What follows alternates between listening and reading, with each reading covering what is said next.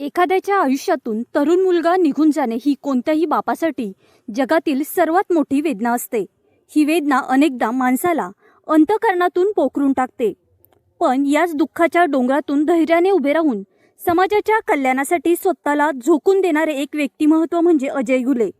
आपल्या मुलाच्या संस्काराच्या आठवणीत त्यांनी केवळ उद्यानच फुलवले नाही तर हजारो निराधार आणि गरजूंच्या आयुष्यात आनंदाचे संस्कार पेरले आहेत। आज मी अजयच्यासाठी आणि संस्कारच्यासाठी या ठिकाणी उपस्थित राहिलेलं आहे। असं दुःख कोणाच्याच वाट्याला येऊ नये, परंतु दुःख घेऊन रडत बसण्यापेक्षा त्याचा विचार करून त्याच्यावर मात करण्याच्यासाठी आणि आपलं जीवन सुद्धा ठीक करण्यासाठी प्रत्येकाने प्रयत्न केले पाहिजेत। आणि त्याच पद्धतीनं अजय हे काम कुठल्याही प्रसिद्धीविना सातत्यानं करत असतात।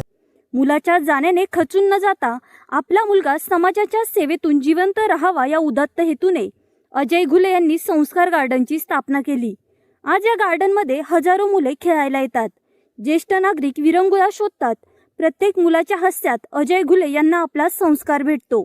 एका बापाने आपल्या मुलाच्या आठवणीत उभा केलेला हा प्रकल्प आज परिसरातील नागरिकांसाठी मन शांतीचा व लहान मुलांसाठी सर्वात मोठा आनंदाचा मला केंद्र बनला आहे।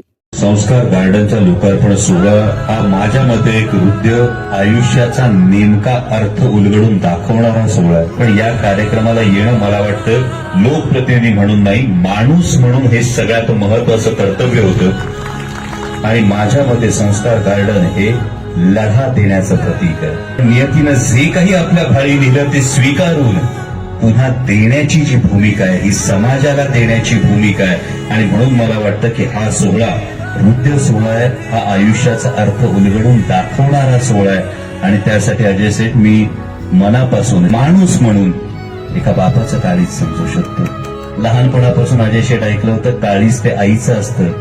तुमच्याकडे बघितल्यानंतर हे कळलं ते आईचं असतं, तसंच बापाचं सुद्धा असतं। कितीही बिकट परिस्थिती आली तरी सुद्धा लढणं आहे आणि ही लढण्याची प्रेरणा ही संस्कार गार्डन कायम देत राहील अशी अपेक्षा व्यक्त करतो। पुन्हा एकदा आपल्याला धन्यवाद देतो। धन्यवाद। जय शिवराय। केवळ गार्डनवरच न थांबता अजय घुले यांनी संस्कार फाउंडेशनच्या माध्यमातून सामाजिक कार्याचा मोठा डोंगर उभा केला आहे। गोरगरीब निराधार आणि विद्यार्थ्यांसाठी हे फाउंडेशन आज आधारवड ठरले आहे। त्यांच्या कार्याचा अफाट लौकिक थक्क करणारा आहे। शिक्षणासाठी मदतीचा हात, गरीब विद्यार्थ्यांचा संपूर्ण शालेय खर्च उचलण्याची जबाबदारी अजय घुले स्वतः घेतात। आधुनिक शिक्षणाची जोड ग्रामीण भागातील विद्यार्थी मागे राहू नयेत म्हणून त्यांनी कोडिंग टॅब आणि शालेय साहित्याचे वाटप केले जाते। शालेय विद्यार्थ्यांचे गुणगौरव असेल तसेच खेळाडूंचा मानसन्मान, तसेच शाळेमध्ये शिक्षक दिन साजरा करणे, शिक्षकांचा गुणगौरव करणे, आरोग्य आणि सुविधा, गरजूंना सायकली, स्पोर्ट ड्रेस आणि थंडीच्या दिवसात निराधारांना ब्लँकेट वाटप करून ते माणुसकी जोपासत आहेत। धार्मिक कार्य, पंढरपूर येथील धर्मशाळेसाठी भेट देऊन वारकरी संप्रदायातील आपली कृतज्ञता व्यक्त केली आहे। अजय घुले यांचे व्यक्तिमत्व अत्यंत साधे आहे। प्रसिद्धीच्या झगमगाटापेक्षा कामावर त्यांचा अधिक विश्वास आहे। आजच्या धावपळीच्या युगात स्वतःचे दुःख बाजूला सारून दुसऱ्याचे अश्रू पुसणारा माणूस दुर्मिळ होत चालला आहे। अजय घुले यांनी आपल्या कृतीतून हे सिद्ध केले की जिद्द असेल तर दुःखाच्या राखेलाही सामाजिक कार्याची फुले येऊ शकतात। अशा या हुरहुरणाऱ्या आणि दानशूर व्यक्तिमत्वाला द महाराष्ट्र अपडेटचा मानाचा मुजरा।